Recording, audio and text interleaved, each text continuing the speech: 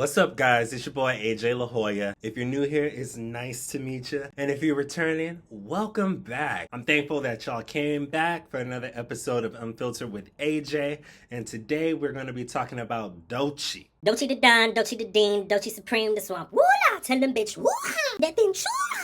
And we're going to be talking about Doechii and how she inspired me to pick up this book right here called The Artist's Way. This was definitely a video and topic that I've wanted to do for the longest time, but for some reason or another, I just kept procrastinating until one day last week, I came across this video from this talented, amazing creator named Spatial. He put together a documentary about Doechii and her rise to where she's at today. It's called Doechii is Everything and So Are You. That video was so inspiring that it just compelled me to get on this camera right here and share my experience with The Artist's Way and what I go through as a creative, as an artist, as a musician. And the documentary, like, I've been following Doechii for a very long time. To me, Doechii is a blueprint. She was just like me in her city, trying to make things happen for her, trying to fulfill her dreams, and that's exactly where I'm at. And seeing her achieve these things like winning Grammys and just killing the game, that inspires me so much to continue to believe in myself and to continue to have faith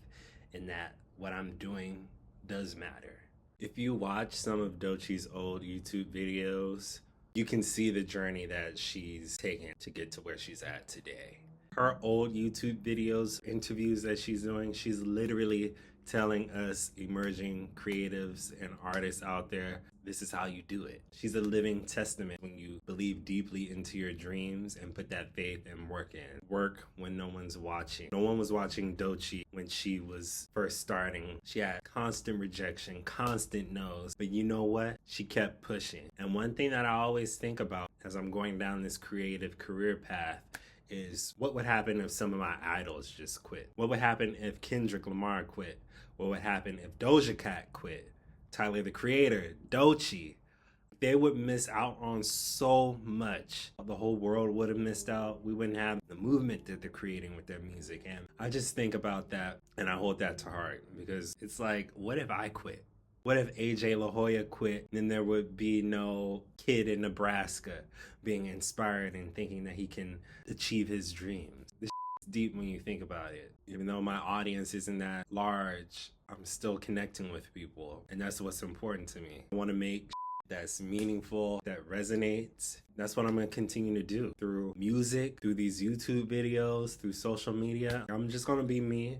I'm going to document my journey. Some days will be easier than others. This path is rough, but I know in the end it's all worth it. So right around the time where I was laid off, I had to put a game plan together, and I've always looked up to Doechii. At that point in time, Alligator Bites Never Healed just dropped, so I was deep into that, starting to get deeper into her interviews. And in that exercise, I discovered a whole bunch of her old YouTube content. She talked about a lot of things that I could relate to. One thing that I noticed about her is that she likes to read. And one of the books that she called out was The Artist's Way. She had a whole series about it. And I'm like, huh.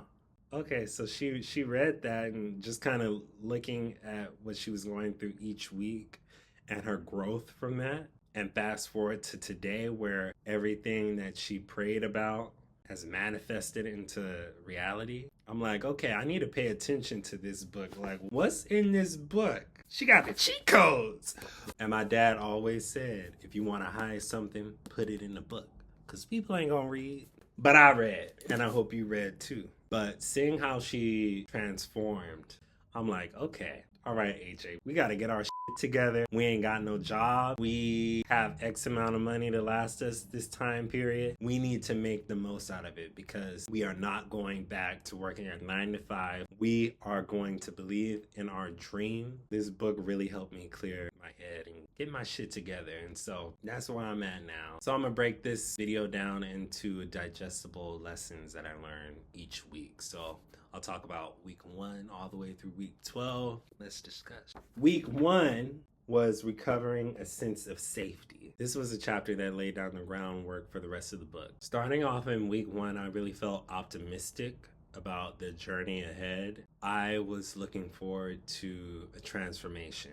I wanted to get rid of some of the doubts that I've had about my art, and I wanted to create something that resonates more. And I just didn't know what that was or how to do it. All of these exercises helped me realize who I want to become, really who I already am. So one of the key concepts was the idea of the morning pages. The morning pages are essentially your diary. Beforehand, I was like, I don't have time to write. What do I need having a diary? That's so cliche, but I was so wrong. I was so wrong because writing those pages each and every morning really helped clear my head, be intentional, express unfiltered emotions and opinions that I had about stuff going on in my life. The morning pages are my safe space. It helps me be more grounded and aligned to the creator. The second exercise or practice that Julia Cameron, who's the author of this book, is the idea of artist dates, which is just going out and doing some fun by yourself, enjoying your own company. One of my most common dates that I like to go on is a walk in the park. I just have my music on, listening to these beautiful sounds and looking at nature, squirrels, the ocean. I'm just taking that all in, and that makes me feel so full. And I think another thing is understanding the enemy within. And when I talk about the enemy within, I'm talking about your own worst critic, which is yourself. I still have those conversations in my head, like, oh, you can't possibly make this video. Who's gonna be interested in what you have to say? Like, that we're gonna do what we're gonna do. We're gonna share our authentic experience. The mind is a battlefield, and we gotta be properly armed to defeat the enemy of doubt. And knowing who I am, that really is what we talked about in chapter 2, week 2, recovering a sense of identity. One of the key things it talked about was paying attention and not being so caught up in daydreaming that we don't take any action. It's great to daydream, but we can't get caught up in fantasy that it paralyzes us to not do anything in the now. Just wait and be patient. That's the main thing that I took away from the chapter. I know that I want to move to LA. I know that I want to be able to make a living off of this music, off of my brand of AJ La Jolla. I know I want to have an abundant life that's based around music, my love. I know that's going to happen, but right now I need to just be patient and wait. Soak it all in, because the journey is my story. That's the thing that I'm learning. That's the thing that is a constant thought in my head. Like, don't always rush to the next thing. You gotta wait and you gotta be patient. That's what it is. You gotta show up for yourself every single day. You can show up for yourself in the simplest of ways by writing down your morning pages. I know the book says write 3, but sometimes I feel it in my heart to write 1 page, but as long as I do it, it just makes me feel good. Week 3 was all about recovering a sense of power. A sense of power from your emotions. One of the emotions that was highlighted was anger. And it says anger is meant to be acted upon, not acted out. And that our anger can be a guide to tell us directionally where we need to go in our art or where we need to go in our life. Like, if we're pissed off at something, it's up to us to look inside, figure out why we're pissed off. Like, for me, when I fall into the trap of comparison and start comparing myself to other emerging artists out there, and I see that they're doing all these amazing things, sometimes you get a little angry about your situation. Like, damn, how come that hasn't happened for me yet? How come I'm not on tour? How come my song didn't get all these streams? Don't be mad at them. Don't be mad at yourself. Understand where that emotion is coming from and take that and use it as fuel to level up. And it doesn't have to be with anger. It could be anger, jealousy. What's another emotion? Sadness, happiness. We can be the master of all these emotions and not let it control us in a negative sense. Another cool thing in week 3 that Julia talked about was synchronicity. Synchronicity are answered prayers. So like I was talking about earlier, like my answered prayer about this whole job thing was that I got laid off, right? And I think that I would have never taken the leap being a full-time creative and just trying this out if I wasn't laid off. And the universe works in crazy ways. The stuff that you manifest in your mind can happen in real life. My whole attitude is staying ready so you ain't got to get ready when it comes to synchronicity. Right now, I have a 10-year plan of what my music career will look like, just in terms of eras, my look. That's another thing that I picked up from Doechii. So I have an idea of that. I'm building a list, stylists, agencies that I want to work with, labels I want to potentially sign to. I want to sign with the label that will offer me the most opportunity. I'm educating myself about the business side of the music industry so that when I get there, I know where to go. I know how to build my team. So when opportunity presents itself, I can execute quickly. In week 4, we talk about recovering a sense of integrity. This chapter, this section of the book introduced the concept of kriyas. I hope I'm pronouncing that right. Kriya is a Sanskrit word, and it's a spiritual cry for help. And it happens when we constantly disregard our needs and put it on the back shelf. And for creatives that have a 9-to-5, like me, there were a lot of times where I would put my 9-to-5 above my need to create. It would manifest into something as simple as a negative mood or something physical like getting sick. I got a little story. I remember when I still had my corporate job, it was end of quarter. I was working my ass off, trying to meet deadlines, trying to hit a quota while working through a lot of bullshit. It was a lot of early mornings and late nights. So much to the point where it was the last day of quarter and I got physically sick out of nowhere. I started getting the chills. I started getting fatigued. I had to stop working like halfway through the day and take a nap and just kind of lay down. I went to sleep in the daytime and woke up and it was dark. And then my head started hurting and stomach starting being in knots, nauseous, trying to sleep, and I started hallucinating. It was crazy. It was insane. That was a kriya for me. That was a cry for help. It told me you cannot continue to do this. You can't burn yourself out on a job that doesn't care about you, that will can you the minute they have the opportunity, which they did. And you cannot deny what is calling you. Music is calling you. You're starting to deny again what makes you you. And after that experience, I was like, something has got to change. And a month and a half later, something did change. I got laid off. And that granted me the opportunity to do this full time now. So this chapter was really reflective and healing for me, putting a name to what has happened to me before in the past. It helped me realize what's truly important in life. And with that importance comes recovering a sense of possibility. Possibility that you can make your dreams come true, that you can make it work, that you can make it happen.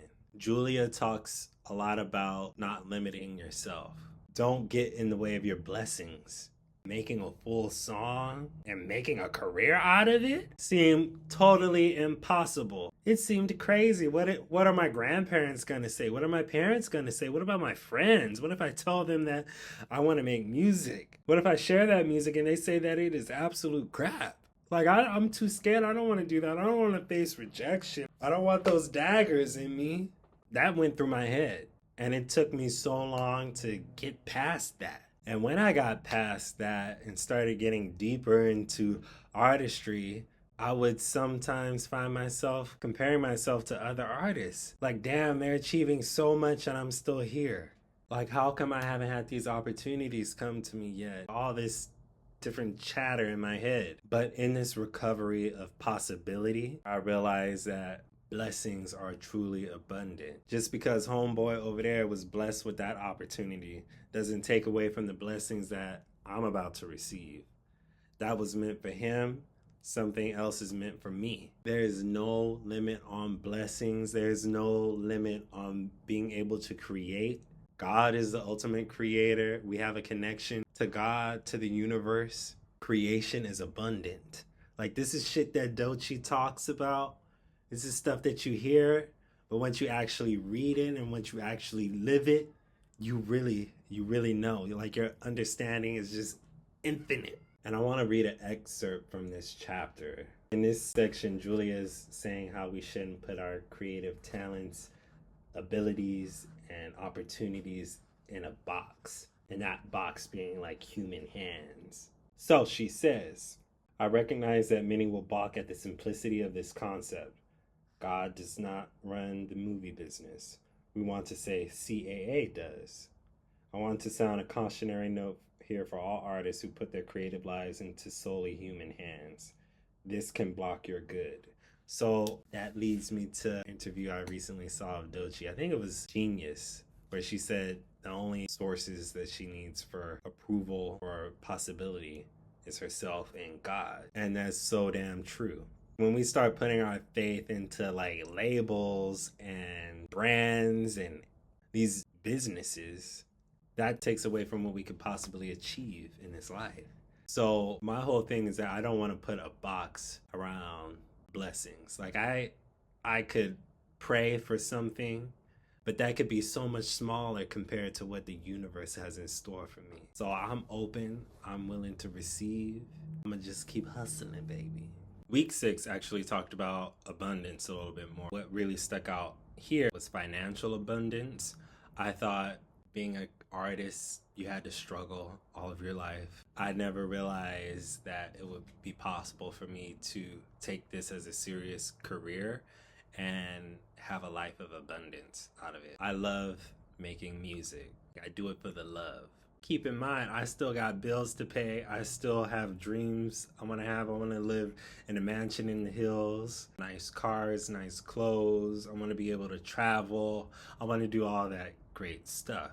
And that is possible being an artist. There are no caps or limits of what is possible that you can achieve in this life. And if you do something that you're passionate about, the money, the fame, all that other stuff will come. You got to just do what it is that you love. And a part of this, a cool exercise that Julia called out, was a counting exercise, where you basically keep track of what you spend for the week. And from that, you can determine, where are you putting your money? Are you putting it into stuff that matters or just crap? So at that time when I got to that chapter, I was spending money on, bills and stuff, which you have to do. But I was also putting money into like art supplies, into getting my songs mixed and mastered, into buying new vinyls. I was buying stuff that I actually cared about, that aligned to my inner artist, my inner child. That's the whole thing about the Artist Way. It's about aligning with those pieces and aspects. And again, it's like, focus on the things that you care about. Focus on what's important. Week 7 talked about recovering a sense of connection. And we talked about perfection, recovering from that. And perfection is actually a block, and a block that I faced in my art consistently in the past. Perfection is debilitating. Perfection is the belief that we're not good enough. And I've carried that through most of my life. It's part of the reason why it took me so long to really take music seriously. But now I have a different perspective on things. I find imperfection to be beautiful. It's what makes me unique. No one can do what AJ La Hoya does. That's what I've started to realize. No one can do what I do. I have a special gift. I have a special way my brain works. I am unique. Unique? That's what you are? Eddie and Superstar. We are all unique. We all bring something special to this planet. So what we think is imperfect is actually perfect. We are perfect the way that we are. That's what I realized and took away in this chapter. Week 8 was about recovering a sense of strength. It was about, how do you bounce back from perceived failure?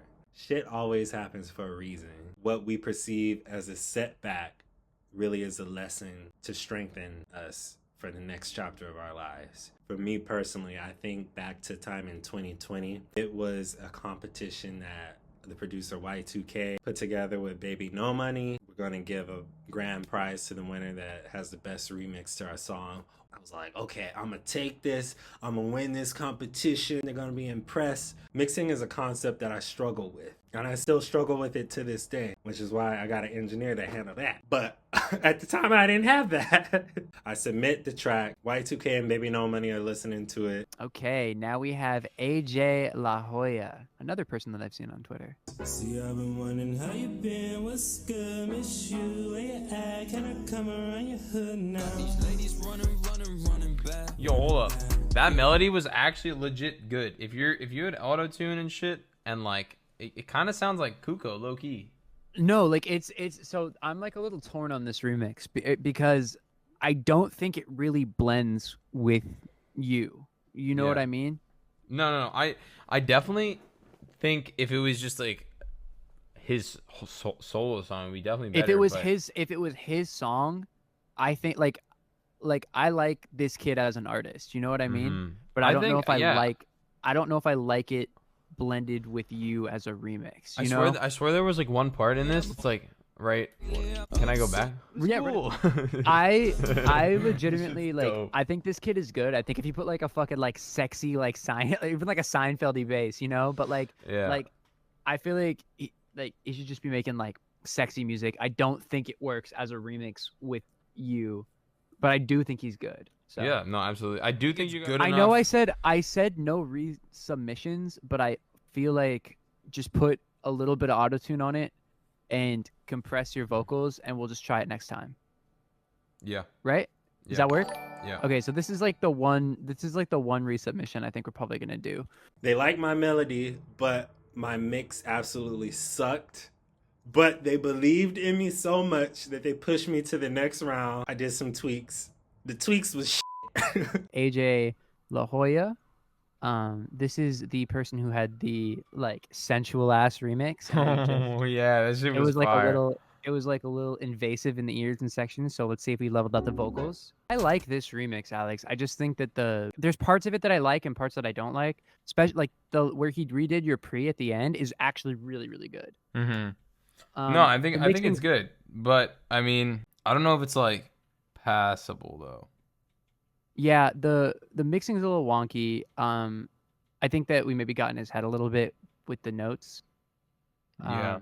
But I do think just if you're in chat right now, your singing and those melodies in the back are really sick, and you should keep pushing in that direction. Obviously, like I didn't win the prize, I didn't win the money or the equipment, which is fine. But the important thing that I learned from that lesson was that I have an ear for melody. I just need to get with the right people who can mix properly. But I didn't view that as a negative. I viewed that as reassurance that I am on to something. I just need to dig a little deeper. There's some lesson to be learned out of it. We're gonna grow. We're gonna get better. We're gonna improve. It's all a part of the journey. Week 9 is about recovering a sense of compassion. And that's something that I've needed to work on for myself. I needed to give myself more generosity and more grace and more acknowledgement of the small wins in my life. Like I know that I'm not signed to a label yet. I know that I'm still unknown. But while I'm building my platform, this community, I know I'm connecting with people like you who are watching it. And that just means everything to me. And I know someone out there is going to look at this video one day and they're going to find strength and courage to pursue their passions in music, art, wherever it may be. That's what makes me whole. Now, week 10 is when we got into some real shit. We talked about recovering a sense of self-protection. And the hot topic was competition. Competition can be such a stickler for me. I'm working on it. I'm a work in progress. I'm better now that I've read this book. I know that abundance is out there, so my outlook has shifted a bit. But I'm a very competitive person. I want to win. I want to be the best. And when I'm not succeeding, I just beat myself up too much. Comparison really is a block. This book is built to help you tear down those blocks, and this was the biggest block for me. So I'm gonna read this paragraph. Whenever you are angered about someone else beating you out, remember this. The foot race mentally is always the ego's demand to be not just good, but also first and best. It is the ego's demand that our work be totally original, as if such a thing were possible. All work is influenced by other work. All people are influenced by other people. No man is an island, and no piece of art is a continent unto itself. When we respond to art, we are responding to its resonance in terms of our own experience. Week 11 was about recovering a sense of autonomy. And a big piece of that was acknowledging that I am an artist. My connotations of what it is to be an artist at this point in the book have changed for the better. I now know that I have and I'm connected to an unlimited source to create, and that as long as I trust my gut, my inner creator, and God, like that's gonna get me through. All of us are creators. We are meant to create. And whatever calls us, we need to listen and we need to go towards our dreams and what we're passionate about. It doesn't matter if your parents don't get what you're doing, your friends, your cousins, dog. It doesn't matter. You just got to do what is true to you. And you don't need acknowledgement or validation from anyone else besides yourself and God the creator. So keep on making that art, keep on creating and being true to yourself. Be authentic.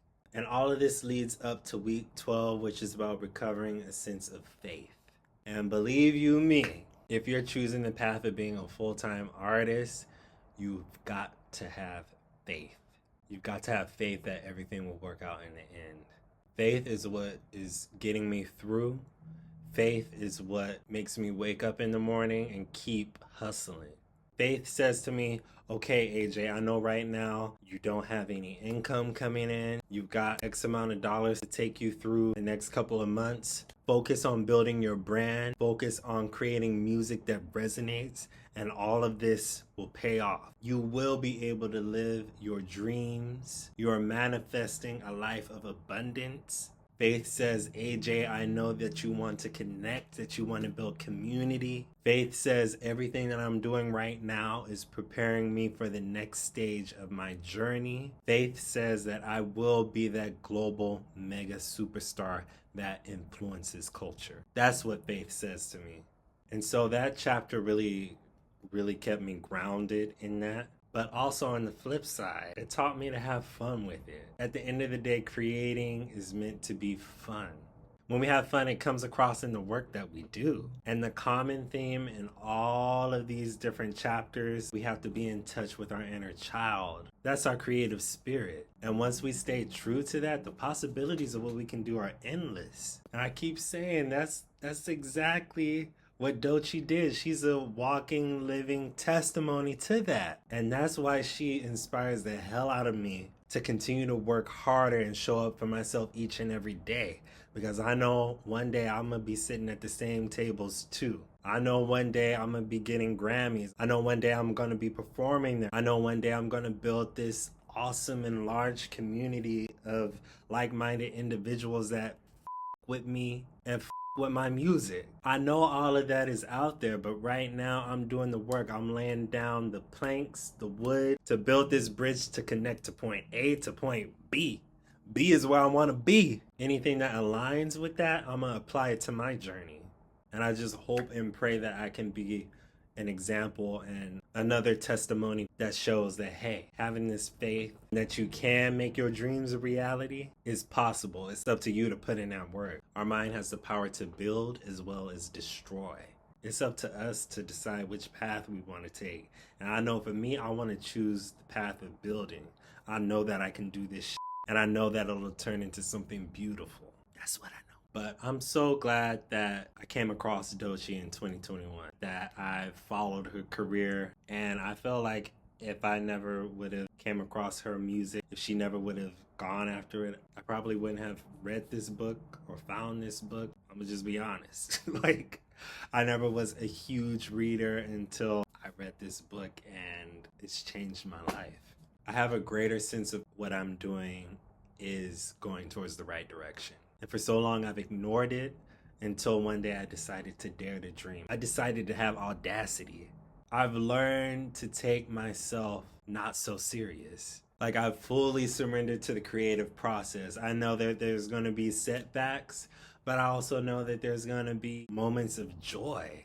There's no limits to what I can imagine, and that it's possible to achieve it in this life. We only got one life to live. I want to be the star of my own life. I know that I will have a life of abundance. I'm betting on myself. I'm not betting on a corporate 9-to-5 job to lead me towards a happy life. I know that I can get everything I want and need and dream about by following my passion, following what's in my heart. I know that there are other people like me who are trying their hardest to build the life that they deserve and dream about through their art. And since you're watching this, I know that you're a part of that group. Like, our dreams are such a powerful thing. It pulls us out of that darkness and shows us light. It shows us what can be if we just have faith in ourselves and in the universe that it can happen, that we are worthy of it happening to us. So yes, we are unknown, we're underrated, but what's important is that we never give up and that we continue to perform when no one is watching.